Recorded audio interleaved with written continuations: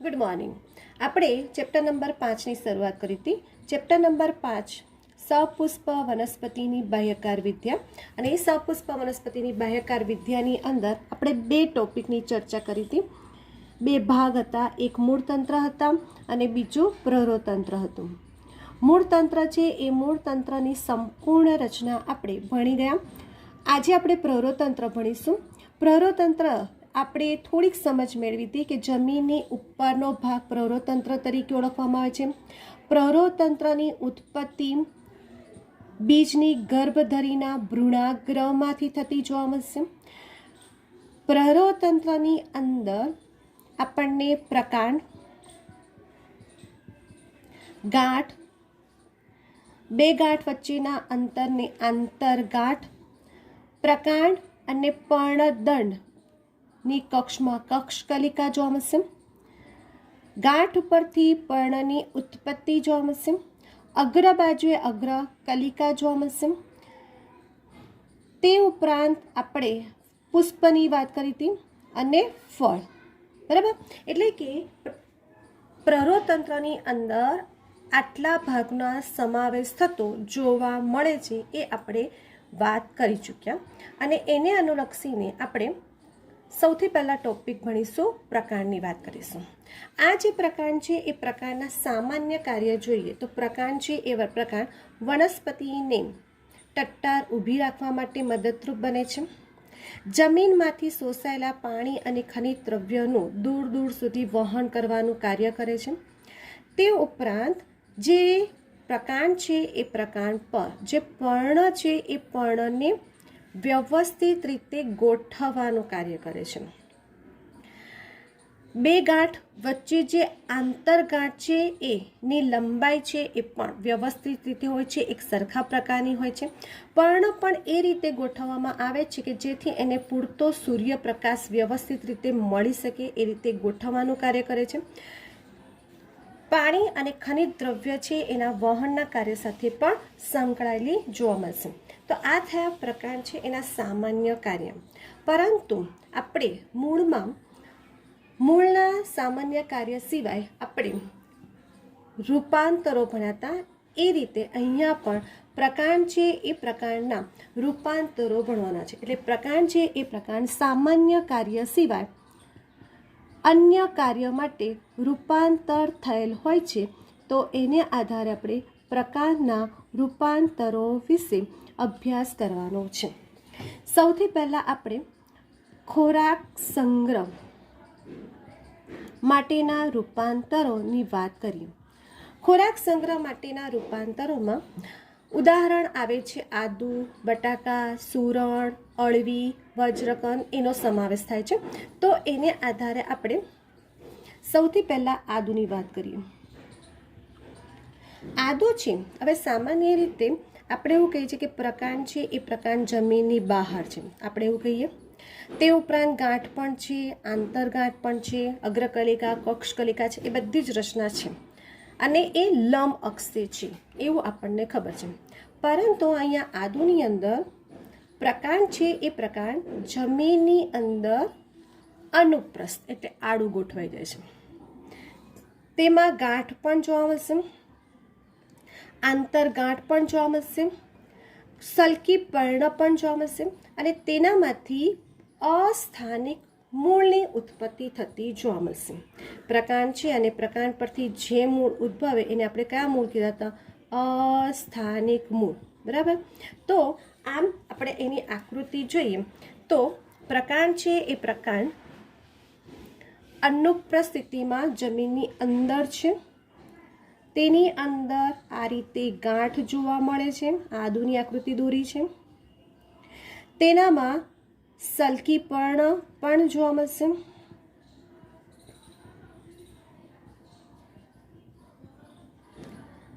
ગાંઠ વચ્ચેના અંતરને આંતરગાંઠ કહીશું. એટલે સલ્કી પર્ણ, ગાંઠ, આંતરગાંઠ. તે ઉપરાંત એનામાં આ રીતે આપણને નાના નાના મૂળ જોવા મળશે. ને આ જે મૂળ છે એને કયા મૂળ કહીશું? અસ્થાનિક મૂળ. આદુ બધાએ જોયું છે. અને આ જે આદુ છે એ જમીનની અંદર છે. પાછી ગાંઠા જેવી રચના છે, એટલે જમીનની અંદર છે, એટલે આપણે એને કહીશું ભૂગર્ભીય પ્રકાંડ તરીકે ઓળખવામાં આવે છે. અને એ ગાંઠો સ્વરૂપે છે, એટલે એને ગાંઠામૂળી પ્રકાંડ તરીકે ઓળખવામાં આવે છે. તો આ થઈ તમારે આદુની રચના. એ જ રીતે આપણે બટાકાની વાત કરીએ. બટાકા છે એ બટાકાની અંદર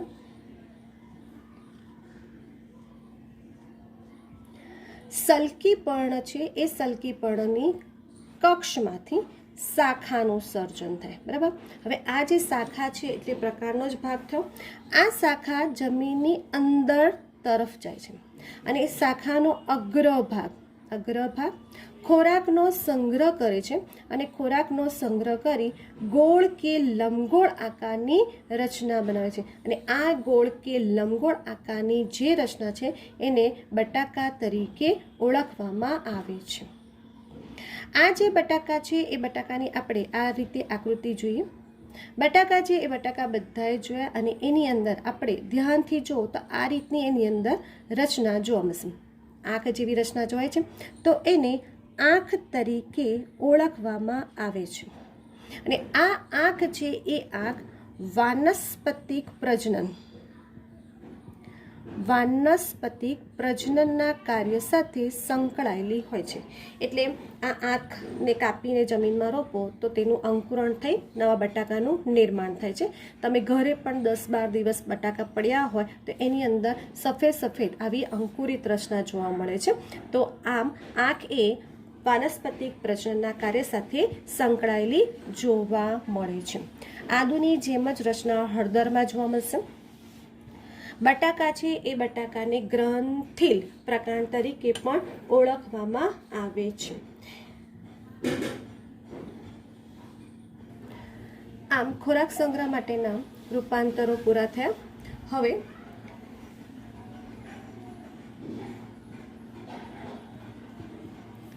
આરોહણ માટેના રૂપાંતરો. આરોહણ એટલે શું હશે? એની અંદર સૂત્રમય રચના જોવા મળશે. અહીંયા પ્રકાંડ છે એ પ્રકાંડ નબળું હશે. બરાબર છે. પ્રકાંડ નબળું હશે એટલે વનસ્પતિ ટટ્ટાર નહીં ઊભી રહી શકે. વેલા જોયા છે. આ વેલા તમે જો કે વેલાની અંદર તમે કોઈ પણ વેલા જેવા હશે એની અંદર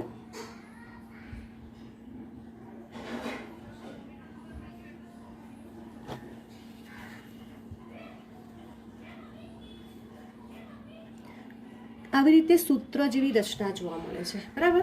તો અહીંયા શું થાય છે કે કૃષ્ણકમળ, કોળું, કારેલા, તરબૂચ, દ્રાક્ષના વેલા, કાકડી, એટલે જેટલા પણ વેલા છે એ વેલાની અંદર શું થાય છે તો પ્રકાંડ છે એ પ્રકાંડ નબળું છે. બરાબર. પછી આપણે ગાંઠ પરથી શું દોરીએ છીએ તો પર્ણની ઉત્પત્તિ કરીએ છીએ.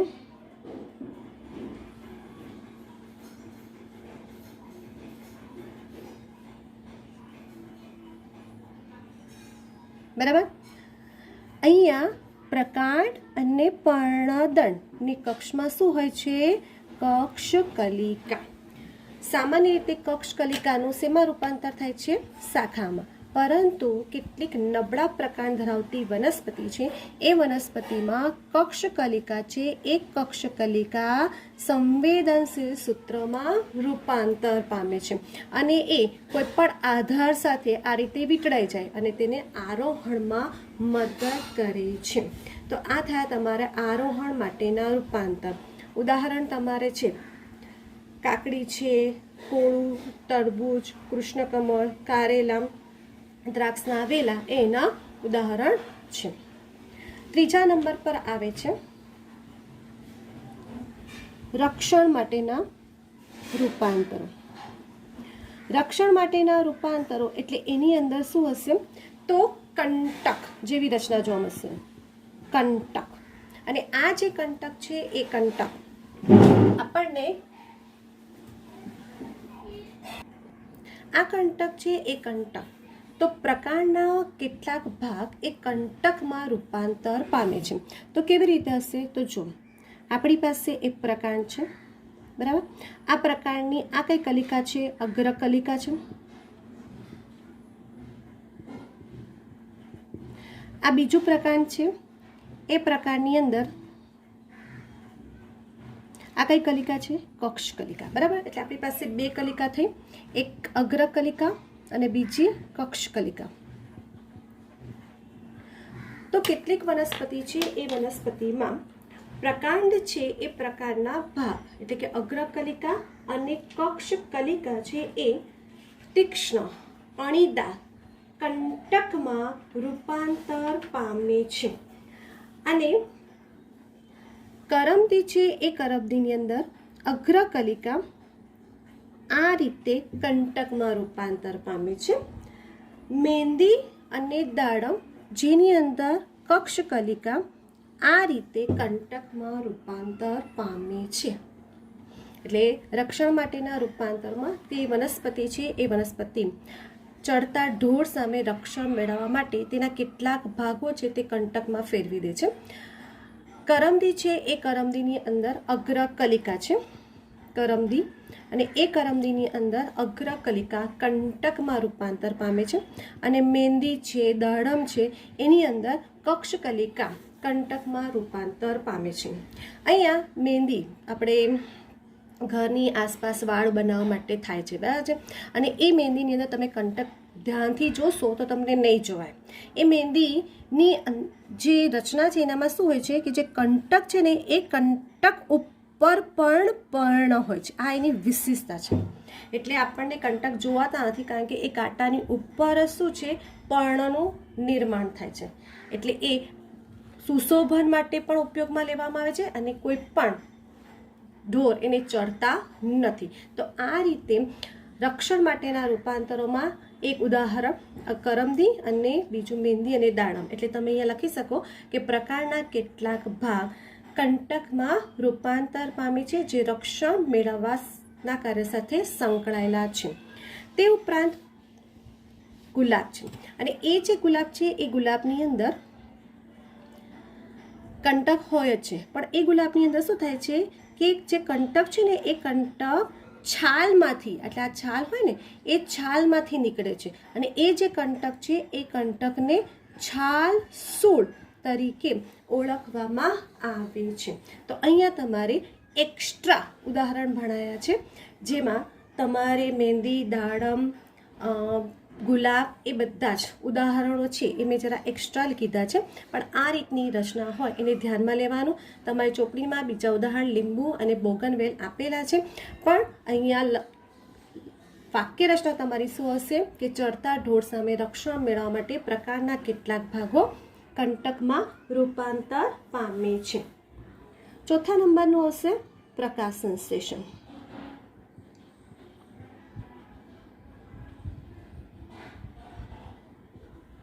પ્રકાશ સંશ્લેષણ. પ્રકાશ સંશ્લેષણની વાત કરીએ તો સામાન્ય રીતે પ્રકાશ સંશ્લેષણનું કાર્ય કોણ કરે? પર્ણ. બરાબર. પરંતુ અહીંયા પ્રકાશ સંશ્લેષણનું કાર્ય કોણ કરશે? પ્રકાંડ અથવા તો એના જે ભાગ છે એની વાત કરીશું. તો પ્રકાશ સંશ્લેષણ છે એનામાં શુષ્ક વનસ્પતિ છે એટલે જે રણ પ્રદેશમાં ઉગતી વનસ્પતિ છે એ વનસ્પતિ પોતાના પર્ણો છે એ પર્ણોનું કંટકમાં રૂપાંતર કરે છે. એટલે કે આપણે જોઈએ કે ફાફડાથોર છે. બરાબર. આ જે ફાફડાથોર છે એ ફાફડાથોરની અંદર શું થાય છે તો જો એ રણ પ્રદેશમાં ઉગે છે. એટલે એના જે પર્ણ છે ને એ પર્ણ બાષ્પોત્સર્જનના નિયંત્રણ માટે તેના પર્ણનું કંટકમાં રૂપાંતર પામે છે. એટલે આ તમે ફાફડાથોરની અંદર જે જુઓ છો કંટક, બરાબર, એ કંટક ખરેખર કોનું રૂપાંતર છે? પર્ણનું. બરાબર. એટલે પર્ણ છે એ શેમાં ફેરવાઈ ગયા? કંટકમાં ફેરવાઈ ગયા. હવે પ્રકાશ સંશ્લેષણનું કાર્ય કોણ કરશે? તો એવા સંજોગોમાં પ્રકાંડ છે એ પ્રકાંડ લીલું ચપટું પહોળું બને છે. અને લીલું છે એટલે હરિતદ્રવ્ય ધરાવશે અને હરિતદ્રવ્ય ધરાવીને પ્રકાશ સંશ્લેષણનું કાર્ય કરે છે. તો આ થઈ તમારે ફાફડાથોરની રચના. એ જ રીતે કલક. આ કલકની અંદર જો મેં આ રીતે નળાકાર રચના દોરી છે અને કલકની અંદર જે પ્રકાંડ છે એ પ્રકાંડ આ પ્રકાંડ છે એ હરિતદ્રવ્ય ધરાવે છે, લીલું છે અને એ નળાકાર રચના ધરાવે છે. અને એની ઉપર જે પર્ણ છે ને એ પર્ણો કદમાં નાના છે અને ઓછા છે. એટલે એ પોતાનો પર્ણો દ્વારા પૂરતો ખોરાક બનાવી શકતા નથી. એવા સંજોગોમાં પ્રકાંડ છે એ પ્રકાંડ હરિદ્રવ્ય ધરાવે છે અને પ્રકાશ સંશ્લેષણનું કાર્ય કરે છે. તો આ થયા તમારા પ્રકાશ સંશ્લેષણ માટેના રૂપાંતરો. બરાબર. એક ઉદાહરણ કયું થયું તમારું? ફાફડાથોર. આ જે ફાફડાથોર, બીજું છે કલક. બરાબર. ફાફડાથોર છે એ ફાફડાથોર એક તમારે પ્રકાંડના રૂપાંતર તરીકે ફાફડાથોરનું ઉદાહરણ આવે. બીજું એ પર્ણના રૂપાંતર તરીકે પણ ફાફડાથોરનું ઉદાહરણ આવે. એટલે કે એક કરતાં વધુ કાર્ય સાથે સંકળાયેલી છે. અહીંયા તમે શું લખી શકો કે ફાફડાથોર છે એ ફાફડાથોરની અંદર બાષ્પોસર્જનના નિયંત્રણ માટે તેના જે કંટક છે એ પર્ણ છે એ પર્ણ કંટકમાં રૂપાંતર પામે છે.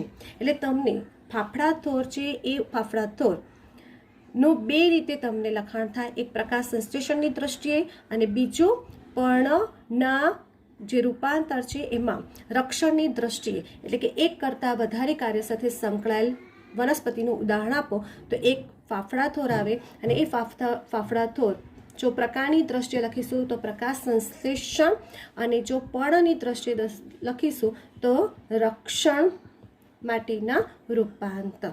તો અહીંયા તમારે પ્રકાશ સંશ્લેષણના રૂપાંતર પૂરા થયા. બીજું આવે છે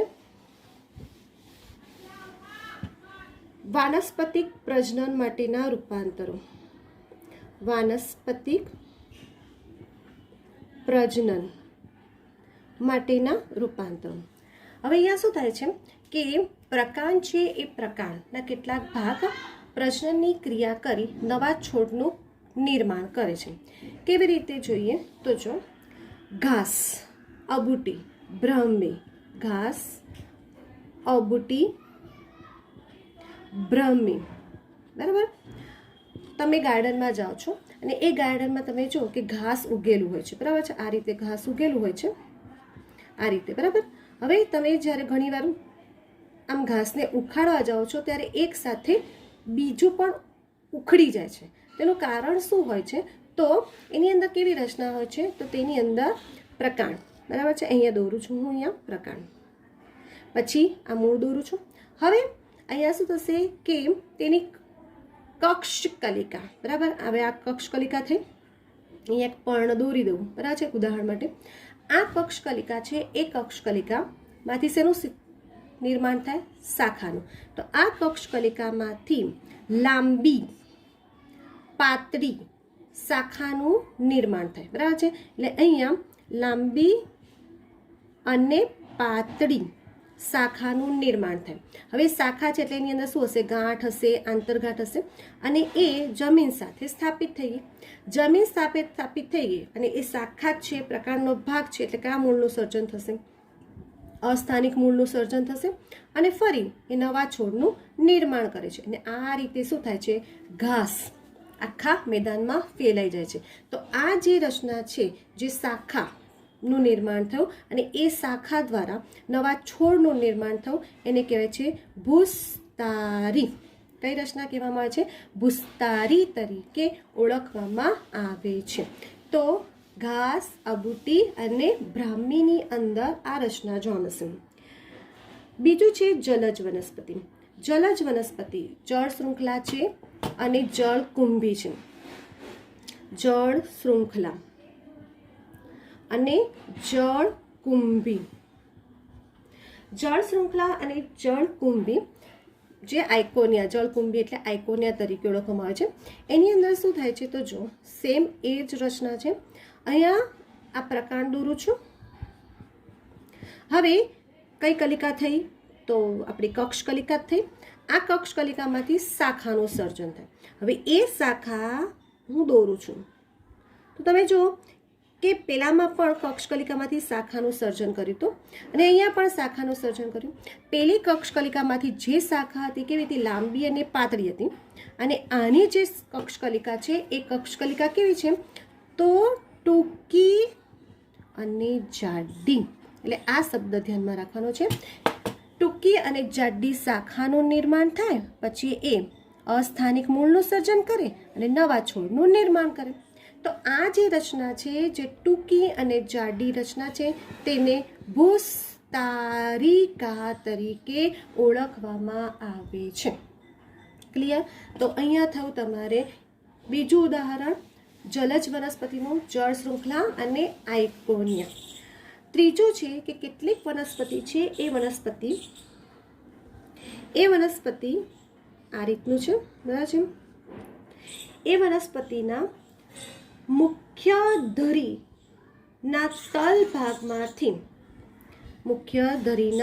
તલ ભાગમાંથી ઉપરની તરફ પાર્શ્વ્ય શાખા, બરાબર છે. આ રીતે પાર્શ્વ્ય બે શાખા વિકસે અને આ રીતે જમીનની બહાર, એટલે આ રીતે હવામાં, બરાબર છે, હવામાં વિકાસ પામી અને આગળ વધતી જાય, કમાન આકારે પાછી આ રીતે થાય અને જમીન સાથે સ્થાપિત અસ્થાનિક મૂળ અને નવા છોડનું નિર્માણ થાય. બરાબર? એટલે અહીંયા ખાસ જે રચના છે કે જે વનસ્પતિ છે એ વનસ્પતિના તલ ભાગમાંથી પાર્શ્વ્ય શાખાનું સર્જન. એક આમ શાખા થાય, એ શાખા આ રીતે કમાન આકારે આગળ વધે, જમીન સાથે સ્થાપિત થાય ને આ રીતે શું થાય છે, વનસ્પતિનો ફેલાવો થાય. તો અહીંયા જે કમાન આકારે રચના જોવા મળી આ રીતની, અને આ રીતે સ્થાપિત થઈ અને અસ્થાનિક મૂળનું નિર્માણ થયું, નવા છોડનું નિર્માણ થયું, અને આ જે રચના છે તેને અધોભૂસ્તારી તરીકે ઓળખવામાં આવે છે. એના ઉદાહરણ છે ફુદીનો અને જુઈ. જુઈની જે વનસ્પતિ છે એની અંદર અધોભૂસ્તારી રચના જોવા મળે છે. તે ઉપરાંત કેટલીક વનસ્પતિ છે એ વનસ્પતિમાં પ્રકાંડ છે, બરાબર છે. કેટલીક વનસ્પતિ છે જેનામાં પ્રકાંડ છે, એ પ્રકાંડના એટલે પ્રકાંડ છે ને એ ભૂગર્ભ્ય હશે, એટલે એ જમીનની અંદર હશે. એ પ્રકાંડ થોડુંક જમીનની અંદર છે, આ મૂળ છે. હવે આ ભૂગર્ભ્ય પ્રકાંડ થયું અને એ ભૂગર્ભ્ય ભાગમાંથી પાર્શ્વ્ય શાખાનું નિર્માણ થાય, આ રીતે પાર્શ્વ્ય શાખા. અને એ જે પાર્શ્વ્ય શાખાઓ છે એ જમીનની નીચે છે. પહેલામાં શું હતી, પાર્શ્વ્ય શાખા જમીનની ઉપર હતી. અહીંયા ભૂગર્ભ્ય ભાગમાંથી પાર્શ્વ્ય શાખાનું નિર્માણ થયું અને આ પાર્શ્વ્ય શાખા જમીનને સમાંતર છે અને જમીનની નીચે છે, અને નીચે વિકાસ પામી, ત્યારબાદ ત્રાસા ઉપર તરફ વળે અને પછી ઉપર તરફ વળી પ્રાંકોરનો પર્ણપ્રરો, બરાબર છે, માં વિકાસ પામે છે. તો અહીંયા ઉદાહરણ છે તમારે કેળા અને અનાનસની અંદર. એટલે પેલા જે અધોભૂસ્તારી હતું એની અંદર આપણને પાર્શ્વ્ય શાખા જમીનની ઉપર હતી, અને કેળા અને અનાનસમાં પાર્શ્વ્ય શાખા ક્યાં છે, જમીનની નીચે છે. બરાબર? તો અહીંયા વાનસ્પતિક પ્રજનનના જે ઉદાહરણો છે એનામાં તમે જો, એક તમારે ભૂસ્તારી આવી, અને એ ભૂસ્તારીના ઉદાહરણ કયા થયા, ઘાસ, અબુટી, બ્રાહ્મી. બીજું છે તમારે ભૂસ્તારિકા. આ ભૂસ્તારિકાના ઉદાહરણ કયા થયા તમારા, જળજ વનસ્પતિ એટલે જળ શૃંખલા અને જળકુંભી. બીજું છે અધોભૂસ્તારી, અને આ અધોભૂસ્તારીની અંદર કઈ રચના જોવા મળશે, તો ફુદીનો અને જુઈની અંદર. બીજી એક રચના છે જેને આપણે વીરો તરીકે પણ ઓળખી શકીએ, અને આ જે પર્ણ પ્રાંકુરોનું નિર્માણ થાય છે અને એક વિરહો જેવી રચના જોવા મળશે, અને એ જે છે એના કેળા અને અનાનસમાં જોવા મળે છે. તો અહીંયા વાનસ્પતિક પ્રજનન માટેના ઉદાહરણો પૂરા થયા. તો આમ પ્રકાંડ છે એ પ્રકાંડના રૂપાંતરો અહીં પૂર્ણ થાય છે.